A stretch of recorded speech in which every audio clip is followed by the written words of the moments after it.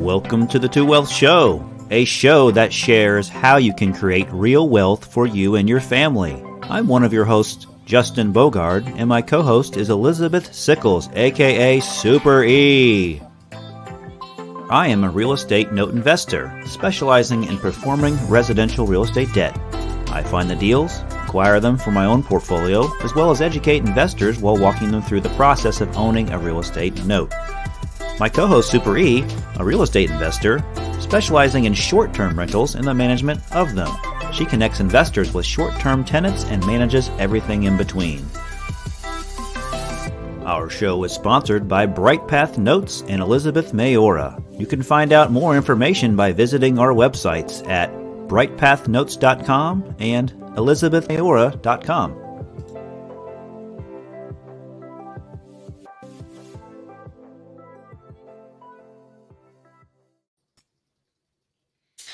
Hello, everybody, and welcome to episode number 14. I am Elizabeth with Elizabeth Mayora.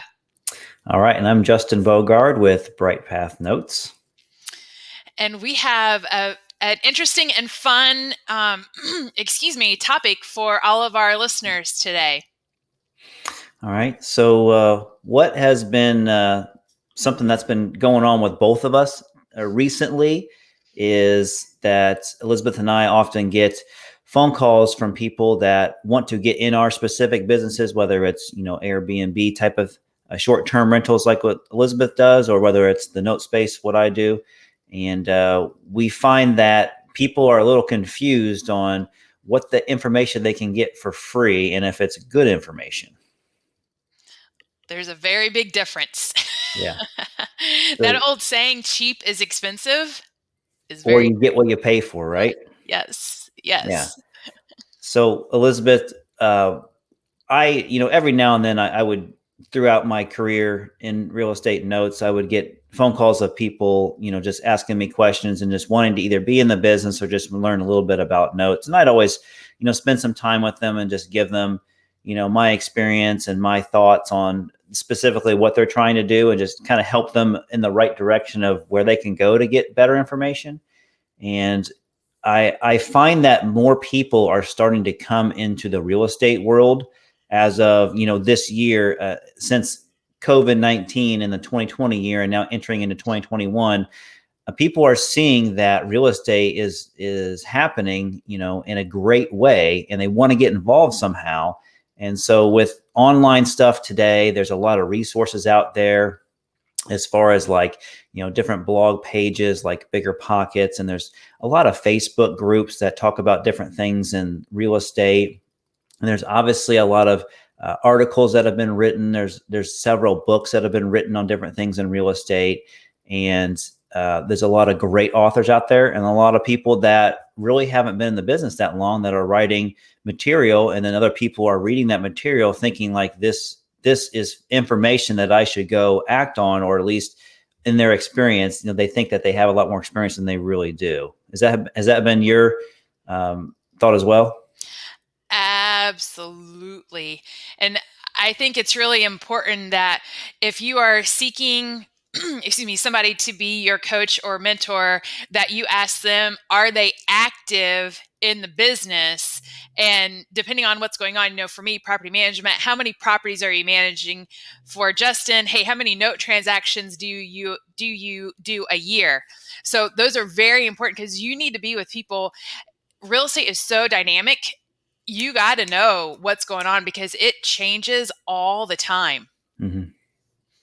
Yeah, even for myself, and I'm sure you are the same as well, Elizabeth, is that I'm always looking to people that have done a heck of a lot more deals than I have and learning from them and asking them questions. Because I'm sure in your business as well, Elizabeth, in the note business, not every deal is the same, or it looks the same, or it ends the same, or it plays out the same way. And that's what's fun about it, but it's also unique and challenging because then you get to learn from some of the more seasoned investors about their trials and tribulations in something like that, and then how they got around it, or a different way to look at it from a different lens to, end up making you money when it looks like you might be breaking even or maybe even losing money on a deal. That's exactly right. It's just, I can't stress how critical it is. And just the other thing that Justin brought up, excuse me, whenever we first started the episode, was the fact that when you are seeking advice from the professionals, just know that a lot of us do consulting and coaching um, with students, and that's really excuse me, that's really important for us, and also for that you really need to be mindful of time and money, because Yeah. that's everything boils down to time and money, right? Because time is Hmm. money. That's right. So if you're wanting to make what I tell people, Elizabeth, is if you want to make a high return, you got to be kind of active in the business. Meaning you got to got to roll up your sleeves.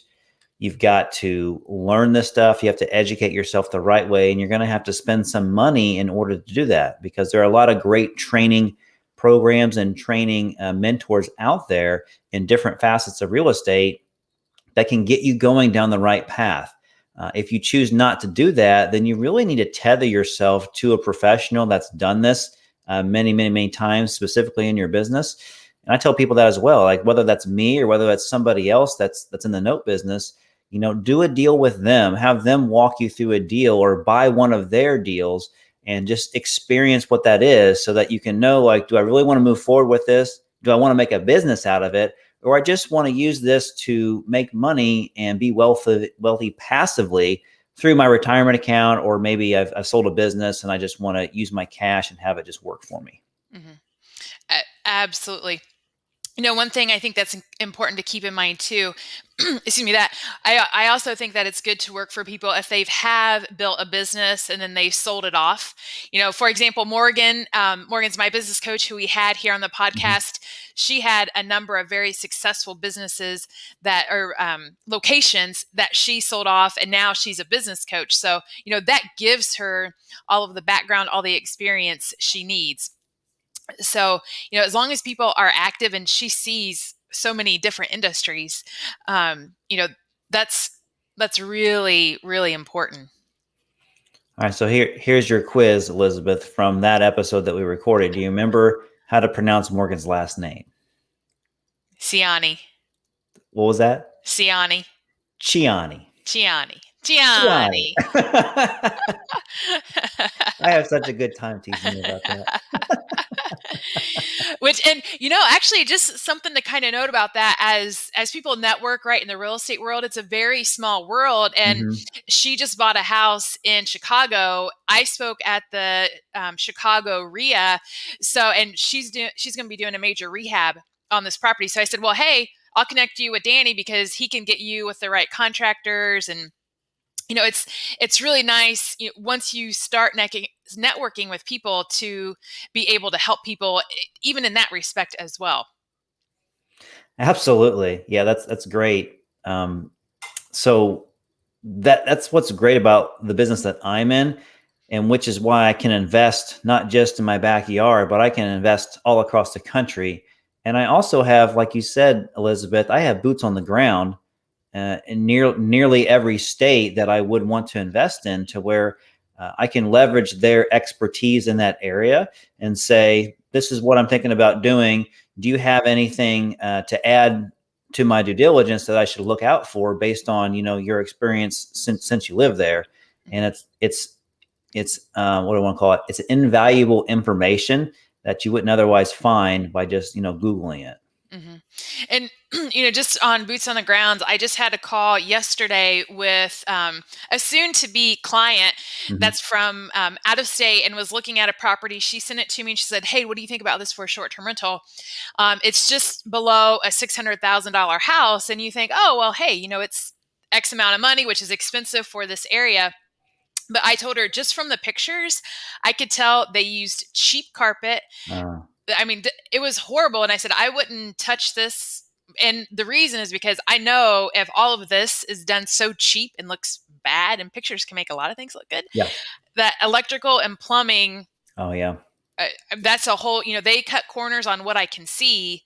So what's behind the wall is even worse. So, we definitely want to encourage you guys to get out and, network with the right people for Hmm. sure. Conferences are opening up. So make sure you attend those as much as you can to know people that are on the ground. That's a great tip about what you just said about if you notice the cutting the corners, what you visually see, just imagine what's behind the wall and cutting corners as well. That's an excellent tip.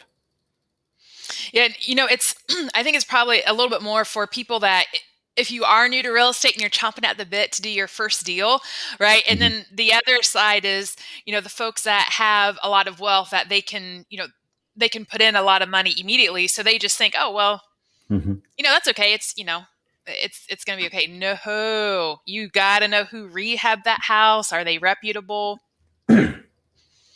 Yeah, there's quite a few horror stories out there in all the business of real estate, and you just real estate isn't brain surgery, right?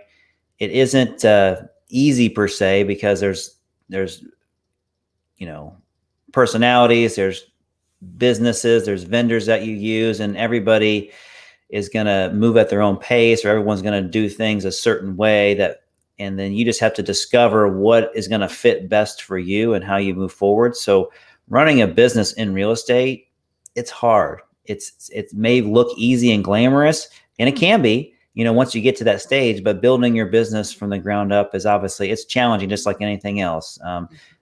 The freedoms that we have, we earn because we have to work so hard to get to those freedoms, right? When we build a business that can start bringing us, passive income to where we don't have to work as hard to receive that income. So we would strongly encourage those that are getting into the real estate business just to understand there's a right way to get into it. It's going to be time, it's going to be a little bit of money, and you're going to have a lot of patience because unless you've done this before, it's really tough to get into this world and start being successful from the first deal. It's going to take a while to get going. Yeah, and I'll say I've been in business. It'll be 4 years in September. And like just now, I have at least 4 to 5 calls on my calendar every week from potential clients or, people that are wanting to know something about short-term rentals. But that that took 4 years to get your Yeah. name out. And once you start getting on other podcasts and you want it to happen overnight, but it Yeah. does not. Yeah. It's not like HGTV to where you're filmed on one house and you're already a star. It doesn't work like that. And then, when you treat people right and you do things the right way, and you take care of people that may not have been necessarily wronged by you, but something didn't go exactly as planned. Do everything in your power to make things right with somebody, because it'll pay dividends in the future. It'll be paid forward to you somehow. I just remember a few deals that I had done in my past to where, I may not have made a lot of money on it because things didn't work out right. Maybe it was my error, and I took the brunt end of the monetary side and not made a high as profit as I wanted to. But I would focus on doing the right thing. And, a few years down the road, that person came back with some opportunities that were great for me.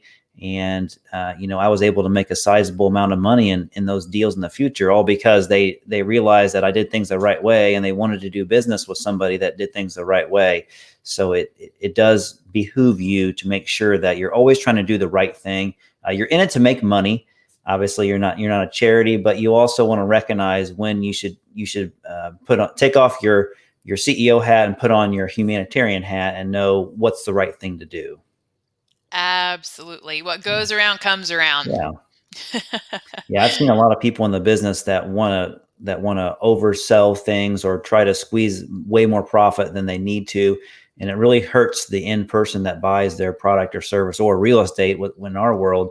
And it's really sad to see those people with their hard-earned money and trusting somebody and going through that process and making a deal happen, and then things just don't go right, and then maybe that person walks away from their phone calls or not answer their questions. So when you get into this world, you want to make sure that you find somebody reputable and do your homework on them, and then walk through a deal with them. And you're going to have to spend some money. You're going to spend a lot, or you can spend a little bit up front and work with them on a deal. Maybe not make as much as you want, but walking through a deal with somebody is going to be much more beneficial for you in the second, third, and fourth and fifth deal.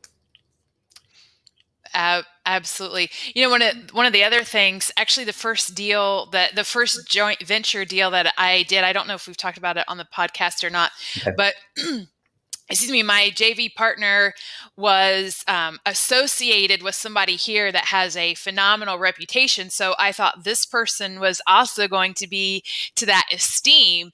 And it turned out that was not the case at all. So just be very, make sure. And there were a lot of red signs, or excuse me, there are a lot of red flags. The initial contract that he gave me was laden with grammatical errors, which drive me nuts. So even things, and I don't just mean one or two, which I'm okay if maybe there's one, I don't like it, but there were a lot of issues just with that. So make sure, just take your blinders off, even if somebody's associated with somebody, that's not that person. So make sure that you do your due diligence on that one as well, because I learned that lesson the hard way. Elizabeth, one thing I've learned as well is that if you have some sort of emotional connection to a deal, or maybe it's family or friends or someone it is best to kind of temporarily remove yourself from the deal and have someone else look at it with a different set of eyes that can be, more realistic about what you should do, because you may be a little bit, too giving, or you may be, taking too much away from them to make a fair deal. So I've had to do that before, to where we're like, look, I'm too emotionally invested into this. I got to step away from it. Have one of my friends look at it that has no idea who this person is, and be like, here's a deal. What would you do? And be like, okay, that put me on the right track here. I was being a little, overboard on one side. So that's very important as well. Yeah, because if people will take advantage of you if they can, right? Yes, they will. Yes, they will. Everyone's looking for the best deal, and it's not about how many pennies you can squeeze out of the deal. It's how can you generate that know, like, and trust factor to where they'll have continued business. Because like when new people that want to invest with me, or have me educate them on how to invest in notes, I always tell them, like, it's a rarity when someone doesn't come back a second, third, or fourth time to me and work with me, either me finding them a deal or buying one of our deals. And it's kind of what I put a feather on my cap, so that, I know that I'm doing things right. And, I don't focus on making that much money up front. I know that the long-term relationship will benefit me much greater than trying to make and squeeze out every penny that I can on that first deal. To me, I'm just not built that way, and it doesn't make sense. So, Absolutely. Very important. Yeah. Very important stuff. So any first-time investors, they typically will ask me questions, and maybe you can answer this question for our listener here. Is the first thing they want to do is typically they want to set up, an LLC, and maybe they try to read a book about, how to set up a structure, or how to form a corporation, or how best to protect them from all these things they hear about from different websites and Facebook groups and stuff. So when someone comes to you, Elizabeth, and is like, hey, I want to run an Airbnb business or a short-term rental business, what's kind of your reaction? What path do you put them down? I tell them to talk to a CPA or a lawyer. Mm-hmm. I always hated it whenever people say, well, it depends, but Yeah, it depends, and everybody's situation is different. And, the other fact of the matter, especially as, you continue to grow in your business and become more successful, is that, people will say, oh, well, Justin told me I needed a sole proprietorship, yeah, so that's what I did. Well, Justin's not a licensed lawyer. He's not a CPA, right? Or me, right? So we have to be really careful yeah. on what we say to people. I had a new employee yesterday that was asking me how to fill out all of their exemptions and stuff. And I said, hey, I would love to help you, but I cannot help you. You can, ask a CPA and stuff. And it's just because of that liability factor. So I tell everybody, hey, make sure you ask a CPA or a lawyer, because it also depends on the state that you're in, right? Everything is different. But the important Yeah. thing is that you get them done. Yeah, I mean, no one wants to sit there and get billed per hour, to ask maybe some basic questions.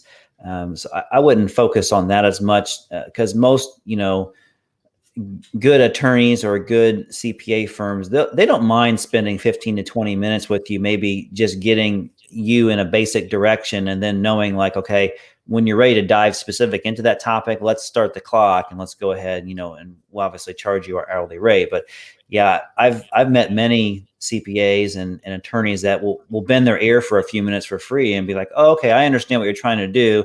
I can definitely help you with that. Let's schedule a different time and we'll focus on our 30-minute conversation and we'll get you to what you need. And then these are the things that I want you to prepare for. So there's a good way to do it that's not going to break the bank, so to speak. Absolutely. Yeah. Absolutely. And that's also a mistake that I made in the beginning. I had one of the companies out west set up all these different entities for me. Yeah. And when I first started out, I mean, I didn't have that much. So I didn't need to go to all of that expense because then there's annual expenses with that, with registration fees and all of the fees and the LLC for the other states as well. So it's one step at a time. Yeah. Yeah. When you said that, and it made me remember when I first started to get in traditional real estate, and I took a lot of seminars and I signed up for specific courses for large training companies to get me down the right path. And they would basically have a conference set up to where they know that they would put these certain people in front of you that are the experts in their field. And they would say, this is what you want to do. If you want to set up your LLC for the best protection, this is, you go see this guy, here's his package, and they'll set you up. And then if you want to, have your retirement money set up, this is the company, they have all that stuff pieced out for you, which, they're right that it does work well, but do you really need it? And so having a local person to talk to that's the professional of where you're going to do business with is a great way to start, because you can always change your structure later to a certain extent. But the basic thing that I tell people to do is like you obviously want to get an LLC at a minimum. You don't want to do this in your personal name. And so it's your choice if you want to set up, through the Secretary of State and do it on your own. Obviously your first time, I would recommend you going through an attorney. I mean, that's what I did. I know how to do it on my own now because I'm comfortable taking that chance. But, at the same time, if you need operating agreements, you need stuff like that, like, please don't go on like LegalZoom and other places to grab a generic agreement, because it may not be specific enough for your state or your bylaws that are in your area. Excellent point. Yeah. Excellent. Local as possible. Yeah. Another good point on our side in the business is a lot of people will share agreements with each other, whether they're non-disclosures or the purchase and sale agreements or loan agreements or hypothecations or partial agreements and stuff like that. And you want to know who did the agreement, and you want to know if an attorney did it and how old is it? Is it out of date? So if you do share an agreement with somebody, it's best to have maybe your counsel look at it. But chances are they're probably going to want to just rewrite it from scratch and write it their way, because they know they will defend it because they wrote it and they know how to defend that specific paperwork. So you're probably going to end up just getting, your local attorney to end up drafting stuff for you. So you want to be careful of that, because I've gotten myself caught to where, I'll just use that guy's agreement because, hey, he's using it, right? It works for him, should work for me. Well, you may get away with it and it may end up working out. But, to have something concrete and know without a shadow of doubt you're going to be defended well with an agreement, I'd have an attorney just go ahead and draft it from scratch. Maybe they can use that as a template and be like, I'm trying to do something like this, but can you put it in the language that you would defend? Great point. Absolutely. Yeah. You want to make sure you're friends with your lawyers too. So I've tried my hardest to make sure that I get advice from experts and stuff like that, and make sure I go down the right path. And I've done things on my own before, and I've still made mistakes, even getting advice from experts, because I wasn't clear as to what to do. And I thought I was clear. And so it is something to where you try your hardest to protect yourself, but just expect that you're going to make mistakes, and they may not cost you any money. They may just cost you time, which is just as hurtful as money. At the same time, you're going to learn from it as well. And so I think what I want to go back to, Elizabeth, is just talking about, pretty much getting your hand held by somebody that actually does deals and is, maybe in your area, or somebody that, is that you vetted, that, is going to help you out and not in it just to, make money off of you. So just be really careful of that. And that's probably the best advice that I can give somebody. If I were to start over, I'd probably focus more of my attention on somebody local that's doing what I'm doing, and just walking through deals with them, and just, sharing my time and understanding what they do. And I could also help them out, Elizabeth, right, with something in their process. And I can also learn as I go as well. And so that's a great way to learn, and not have to invest a large amount of money into it. Of course, it's going to take a lot more time that way, but that's one way to go after it. Absolutely. Couldn't agree more. And, just reading up is, getting involved with the trade organizations that, I'm very involved with the Vacation Rental Management Association, because those contacts will also go. I was just at a conference last month. So the people that you meet, they're probably doing a lot more than you are. So you have so much to learn. That's really important as well. Make sure you're networking and going to these events. Exactly. So we're not trying to scare or deter anybody from trying to go into business for themselves. We just want to set a realistic expectation of, we're hearing, phone calls or maybe emails from people that are wanting to get into the business. And these are the things that we kind of steer people away from, and put them down a separate path and be like, this is, you're just going to have to go to this professional and set things up. And yeah, you're going to spend some time and some money doing it, but you're going to have a lot more reassurance that things are going to go well for you, or a lot better than they would otherwise, going down the route of, it just makes sense to do this because my other friend did this. So it doesn't always work out that way. So that's right. Absolutely. Elizabeth, do you have any closing thoughts for today? Entrepreneurship, you will learn more than ever. Whenever you do go out on your own or start your first real estate deal, and just enjoy the ride. You'll have great times and not so great times. That's just part of it. It is fun. You do get a lot of freedoms because of it, but it is work and there is effort involved. So go talk to your local professional that's actually doing deals. Amen. Episode 14, I'm Justin Bogard with Bright Path Notes. Don't forget to check out our YouTube channels, Elizabeth Mayor's YouTube channel and the Bright Path Notes YouTube channel as well, to see the video cast of this podcast. And I'm Elizabeth with Elizabeth Mayor. Thank you, and stay tuned for episode number 15. All right. See you guys. Bye. The Two Wealth Show is produced by Justin Bogard and Super E, sponsored by Bright Path Notes and Elizabeth Mayora. Thanks for listening and watching for our show.